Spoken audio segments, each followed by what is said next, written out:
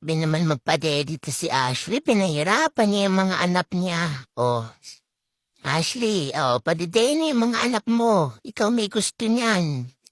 Oh, ikaw ang gusto niyang mag-anak. Hindi ko alam na buntis ka. Ay, grabe. Ashley, ano ba naman yan?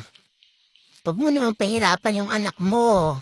Tingnan mo, meron pang ganyan na papasuso. Ay, nako. Si Ashley. Nanganganak na lang ng malaman ko.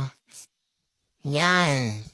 Nagulat na lang ako lumaki yung tiyan mo, tas bigla kang nanganak. Paloka pa, Ashley. Natuto tuloy ako sa iyo magpaanak. O, diba? Ay, naku, Ashley. Buti na lang, hindi ka nagpahirap manganak. Tignan mo, apat pala anak mo pagkaliit-liit mo, kala ko isa lang, o dalawa. Oh, apat pa yan ha, partida pa yan. Ika dito, tumingin ka, huwag ka tumihaya. Tingnan mo, hirapan yung mga anak mo.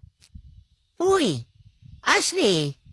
Ay napo, saglit nga muna. Talaga to, ayusin ko lang si Ashley.